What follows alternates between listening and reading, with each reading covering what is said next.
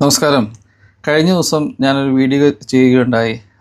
ഭർത്താവ് മരിച്ച ഒരു സ്ത്രീക്ക് അവരുടെ മക്കളെല്ലാവരും ചേർന്ന് അവരെ വീണ്ടും വിവാഹം കഴിപ്പിച്ച ഒരു സംഭവത്തെപ്പറ്റി. അപ്പോൾ ആ ഒരു വീഡിയോ കണ്ടിട്ടാണ് ഒരു ആളെന്നെ കോണ്ടാക്ട് ചെയ്തത്. ആ ഒരു ലേഡി ഗൾഫിലാണ്. അവർ വർഷങ്ങളായിട്ട് പ്രവാസിയായിട്ട് ജോലി ചെയ്തുകൊണ്ടിരിക്കുകയാണ്.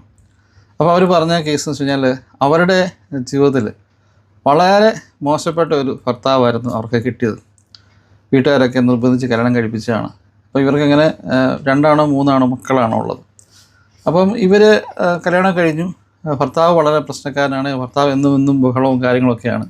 അങ്ങനെ ഇവർ ഫോഴ്സ്ഫുള്ളി ഭർത്താവിൻ്റെ ഉപദ്രവം സഹിക്കാൻ വയ്യാണ്ട് ഇവർ അങ്ങ് ഭർത്താവുമായിട്ട് വേർപിരിഞ്ഞ് ജീവിക്കാനായിട്ട് തീരുമാനിച്ചു. പിന്നെ ഈ മക്കളെ പഠിപ്പിച്ചതും വളർത്തിയതും എല്ലാം അവരെ ജോലിക്ക് കയറ്റാൻ ശ്രമിച്ചതും എല്ലാം ഈ സ്ത്രീയുടെ ഒരു കഷ്ടപ്പാടിൻ്റെ ഫലമാണ്.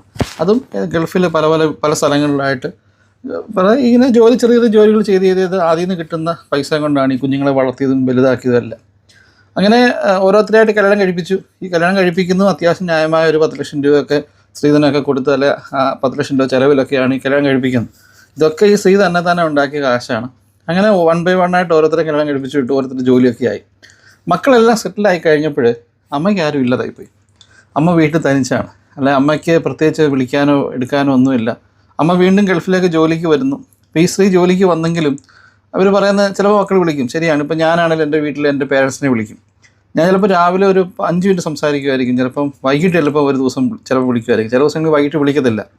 ഞാൻ വൈകിട്ട് വിളിക്കാൻ താമസിച്ച് കഴിഞ്ഞാൽ എൻ്റെ ഫാദറോ അല്ലെ മദറോ വിളിച്ചു ചോദിക്കും, നീ എന്താ വിളിക്കാഞ്ഞ്, എന്നാ പറ്റി? അപ്പോൾ നമ്മളൊന്നും ഇതിപ്പോൾ എവിടെ എന്താ പറ്റാനാ, ഒന്നുമില്ലല്ലോ നിന്നിരിക്കും. അങ്ങനല്ല.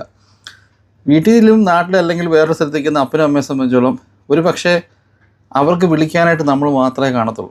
എല്ലാവരുടെയും കാര്യമല്ല. ചില ആൾക്കാർക്ക് വിളിക്കാനായിട്ട് നമ്മൾ മാത്രമേ കാണത്തുള്ളൂ. നമ്മൾ വിളിക്കുന്ന ഒരു 10 മിനിറ്റ് അല്ലെങ്കിൽ 15 മിനിറ്റ് ആയിരിക്കും അവരെ സംബന്ധിച്ചോളം അവർക്കൊരു സന്തോഷം കിട്ടുന്നു. അപ്പം അതുപോലും ഇല്ലാത്തൊരവസ്ഥയിലേക്ക് വരുമ്പം തൻ്റെ വിഷമങ്ങളൊക്കെ ഷെയർ ചെയ്യാനായിട്ട് ഒരാൾ വേണമെന്ന് അവർക്കൊരു തോന്നലുണ്ടായി. അങ്ങനെ ഇത് മക്കളോട് പറഞ്ഞാൽ മക്കൾ പ്രശ്നം ഉണ്ടാകുമെന്ന് കരുതിയിട്ട് ഇവർ മക്കളോട് പറയാതെ തന്നെ ഇവരൊരു പരസ്യം കൊടുക്കുകയും ആ പരസ്യത്തിൽ കൂടി വന്ന ഒരു വ്യക്തിയെ ഇവർ വിവാഹം കഴിക്കുകയും ചെയ്തു. വിവാഹം കഴിച്ചതും ഈ മക്കൾ ഭയങ്കര ബഹളം ഉണ്ടാക്കി.